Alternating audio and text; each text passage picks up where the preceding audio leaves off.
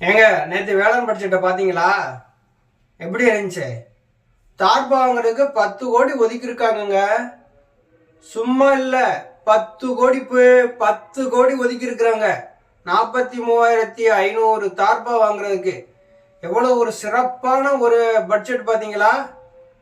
இப்படிதாங்க நேற்று தமிழக சட்டசபையில் வேளாண் துறை அமைச்சர் பட்ஜெட்டை தாக்கல் பண்ணியிருக்காரு. அதில் விவசாயம் சார்ந்து ஒவ்வொரு துறைகளுக்கும் அவர்கள நிதிகளை ஒதுக்கி இருக்கிறாங்க. ஆனா இங்க நடந்தது என்ன அப்படின்னா, தார்பா வாங்குறதுக்கு நாங்க 10 கோடி ரூபாய் ஒதுக்கி இருக்கோம் அப்படின்னு சொல்லி இருக்கிறார். அந்த 10 கோடி ரூபாய எதுக்காக ஒதுக்குறாங்க அப்படின்னா, நாங்க 43,500 தார்பாய்கள் வாங்க போறோம். நெல்மணிகள் எல்லாம் மழையில நனைஞ்சு வீணாகுது. அதை மூடி பாதுகாக்கிறதுக்கு நாங்க அந்த தார்பாய் வாங்குறதுக்காக அந்த 10 கோடி ஒதுக்கி இருக்கோம் அப்படின்னு சொல்றாங்க. தாவேக்கால இருக்க தற்கூறிகள்லாம் பார்த்தீங்கன்னா, அண்ணன் விஜய் அவர்களை பற்றி ஏதாவது பேசிட்டோம் அப்படின்னா முட்டு கொடுக்க வருவாங்க. ஆனால் இங்கே ஒரு அமைச்சர் என்ன பண்ணுறாரு, வாழை மரத்துக்கே முட்டு கொடுக்காரு. வாழை மரம் முட்டு கொடுக்கறதுக்கும் ஒரு நிதியை ஒதுக்கி இருக்கிறாங்க. அது நல்ல விஷயம்தான். நாங்கள் அதை அது விமர்சிக்க முடியாது. ஏன்னா வாழை மரங்கள் அது காற்றுல அங்கிட்ட இங்கிட்ட சாயும் போது 4 பக்கம் முட்டு கொடுப்பாங்க இல்லையா? அந்த முட்டு கொடுக்கறதுக்குன்னு ஒரு செலவாகணும் இல்லையா? அது விவசாயிகள் பாதிக்கக்கூடாது இல்லையா? அதுக்காக நிதி ஒதுக்கணும் இல்லையா? அதுக்காக ஒதுக்கியிருக்கலாம். ஆனால் இந்த தார்பா வாங்குறதுக்கு எதுக்குப்பா 10 கோடி ரூபா ஒதுக்குறீங்க? அதுவும் 43,500 தார்பா வாங்கணுமா? அதுக்கு 10 கோடி ரூபாய் நிதியை ஒதுக்கியிருக்கிறாங்க.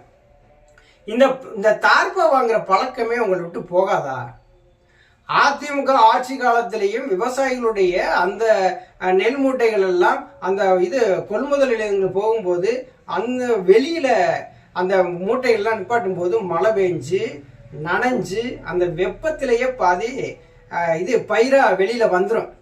ரொம்ப பாதிக்கப்பட்டாங்க விவசாயிகள்லாம் ரொம்ப கஷ்டப்பட்டாங்க. இந்த ஒரு நெல்லை நம்ம உற்பத்தி பண்றதுக்கு எவ்வளவு கஷ்டப்படுறாங்கன்னு சொல்லிவிட்டு விவசாயிகளோட விவசாயம் இருந்தாதான் அதை பத்திய ஒரு புரிதல் உங்களுக்கு இருக்கும். இந்த அமைச்சர்கள் மேலோட்டமா போறவங்க தானே இவங்க. என்ன விவசாயிகளை பத்தி எதுவும் தெரிய போதா? நான் ஒரு விவசாயி தான்.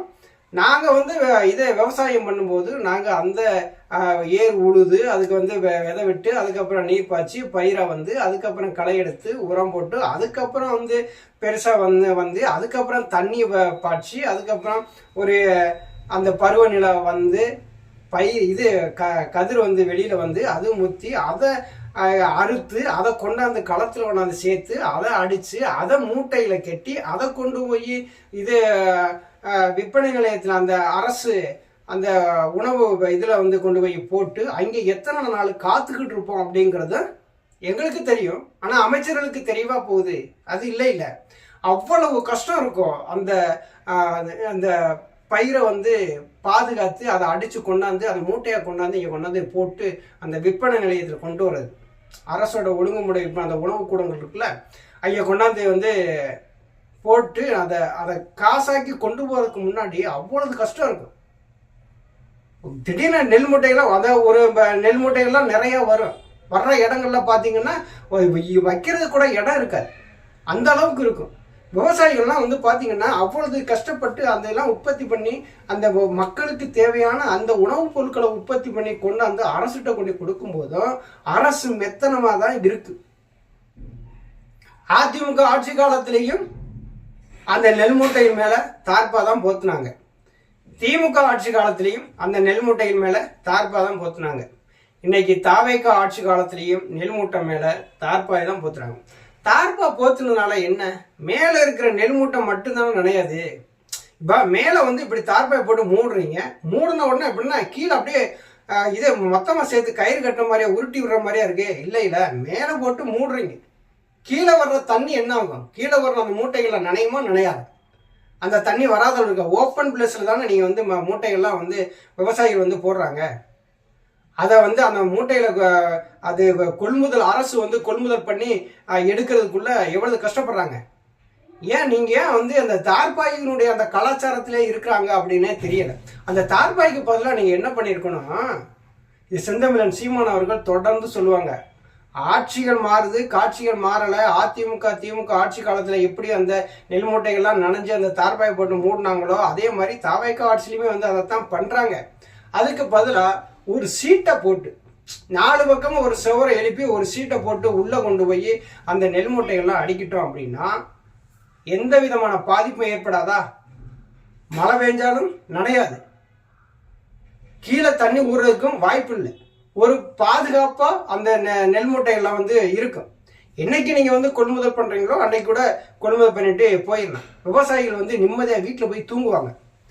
இவங்க நெல் மூட்டைகளை ஓப்பன் பிளேஸ்ல போட்டு மழை பெஞ்சு அது நனைஞ்சு அது ஈரமாகி அந்த வெப்பத்தில் முளைச்சு அது வெளியில வரும்போது விவசாயிகள் எவ்வளவு வேதனைப்படுவாங்க தெரியுமா? அந்த வேதனையை எந்த அரசுமே கண்டுக்கிற மாட்டேங்குது. நம்ம குடிக்கிறதுக்கு பாதுகாப்பா கொடுப்போம். என்ன சொல்றீங்க? இந்த விஸ்கி, பீரு, ரம்மு, பிராந்தி அப்படின்னு சொல்றாங்கல்ல, அதுகளுக்கெல்லாம் நம்ம அரசு என்ன பண்ணணும்னா ஃபுல் சேஃப்டி. அந்த பாட்டில் அங்கிட்டு இங்கிட்டும் நகன்றக்கூடாது, உடஞ்சிடக்கூடாது. அந்த பெட்டியெல்லாம் அவ்வளவு அழகா செஞ்சு அவ்வளவு அழகா பேக்கிங் பண்ணி வண்டியில ஏற்றி அவ்வளவு பாதுகாப்பா இறக்கி வைப்பாங்க. ஆனா மனுஷன் உயிர் வாழ்வதற்கு தேவையான அந்த உணவை உற்பத்தி செய்யக்கூடிய அந்த விவசாயிகளுடைய மனநிலையில இருந்து புரிஞ்சுக்காம இந்த அரசுகள் என்ன பண்றாங்க, அவங்க உற்பத்தி பண்ற அந்த நெல்லை பொது வெளியில போட்டு மழை பெஞ்சு நனைஞ்சு ஈரமாகி முளைக்கிற அளவுக்கு அந்த அளவுக்கு கொண்டு போய் சேர்த்துறாங்க. இங்க விவசாயிகள் தேவையில்லை அப்படிங்கிற ஒரு முடிவுக்கு தான் இங்க அரசு பூராமே இருக்குது. விவசாயிகளே தேவை இல்லைங்க அப்படிங்கிற மாதிரி நம்ம எல்லா பொருட்களுமே நம்ம உற்பத்தி பண்ணி நம்ம மக்களுக்கு நம்மளே கொடுக்கலாங்க. அரசு கரெக்டா இருந்தா கொடுக்கலாம். அப்படிப்பட்ட அரசு வரணும்னு சொல்லிவிட்டு தான் இன்னைக்கு செந்தமிழன் சீமான் அவர்கள் ஆசைப்பட்டு இந்த அரசியல் களத்திலேயே இன்னைக்கு தொடர்ந்து போராடிட்டு இருக்காங்க. நம் மக்கள் தெய்வத்தின் தொழிலை செய்யறாங்க, விவசாயம். அந்த விவசாயத்துக்கு நம்ம சரியான ஒரு மரியாதையை கொடுக்கணும். அந்த விவசாயத்தை நம்ம பேணி காக்கணும். அரசு வேலையாவே அந்த விவசாய வேலையை நம்ம கொடுக்கணும் அப்படின்னு சொல்லிவிட்டு ரொம்ப முயற்சி எடுத்து அவங்களுடைய ஆட்சி வரைவு திட்டங்கள்லாம் முதல்ல பாருங்க, பார்த்து தொலைங்க. அதனால உங்களுக்கு புரியும். அப்படி அரசியல் களத்தில் நின்று போராடிட்டு இருக்காரு. ஆனா திரைக்கவர்ச்சி முகத்தை பார்த்து இன்னைக்கு ஓட்டு போட்டு மாற்றம் சொல்லி ஒரு விஜய் அவர்கள் முதலமைச்சராக உட்கார வச்சு திரும்பவும் என்ன பண்றாரு, அதிமுக திமுகவில் எப்படி தார்பாய் கொடுத்தாங்களோ அதே மாதிரி தார்பாய் போட்டு மூடுனதுனால எல்லாம் சரியா போயிடுச்சா? அந்த 43,500 தார்பா தான் தேவைப்படுமா? இப்போ எத்தனை லட்சம் ஏக்கர் நம்ம விவசாயம் பண்றோம்? ஒவ்வொரு இடங்கள்ல எப்படி கொண்டு போய் சேர்க்கிறாங்க? எதையுமே அரசு இங்கெல்லாம் புரிஞ்சுக்கிற மாதிரியே இல்லைங்க. இங்கெல்லாம் பாத்தீங்கன்னா ஏதோ ஆட்சிக்கு வந்துட்டோம், இந்த ஆட்சி 5 வருஷம் தக்க வைக்கணும். அந்த தக்க வைக்கிறதுக்கு நம்ம என்னென்ன செய்யணுமோ அதை செய்யணும். அதிமுக திமுக ஆட்சி காலத்தில் கொண்டு வந்த திட்டங்கள்ல 10 கோடி அப்படி இப்படியே உயர்த்தி நாங்களும் இதை பண்ணியிருக்கோம் அப்படின்னு சொல்லிட்டு இந்த பட்ஜெட்ல கொண்டு வந்திருக்காங்க. அதுலேயும் வேளாண் பட்ஜெட் அப்படிங்கிறது படு மோசமா இருக்கு. தேர்தல் வாக்குறுதியில அறிவிச்சாங்க 5 ஏக்கருக்கு கீழே இருக்கிறவங்களுக்கு புறமே விவசாய கடன் தள்ளுபடினாங்க. அது எல்லாமே பாத்தீங்கன்னா லிமிட்டா போச்சு. ஏற்கனவே திமுக ஆட்சி காலத்துல அனைத்து மகளிருக்கும் உரிமை தொகை கொடுப்போம்னு சொன்னாங்க. அடுத்து கண்டிஷன் கொண்டு கடைசியில 1,30,00,000 பேர் தான் அதை வாங்குறாங்க. அதே மாதிரி நிலைமை தான் இங்க 5 ஏக்கருக்கு நாங்க குறைய உள்ளவங்களுக்கு நாங்க விவசாய கடன் தள்ளுபடி பண்ணுவோம் அப்படின்னாங்க. பார்த்தா குறு விவசாயி சிறு விவசாயி பிரிச்சு ஏதோ பிச்சை காசு போட்ட மாதிரி இங்க விவசாயிகளை பத்தி யாருமே கண்டுக்கிற மாட்டேங்கிறாங்களே. எந்த ஆட்சியாளர்கள் வந்தாலும் கண்டுக்கிற மாட்டேங்க. ஆனா விவசாயத்தை பத்தி கவலைப்படக்கூடிய ஒரு நபர் இருக்காரு அப்படின்னா அது செந்தமிழன் சீமான் அவர்கள் தான். நன்றி.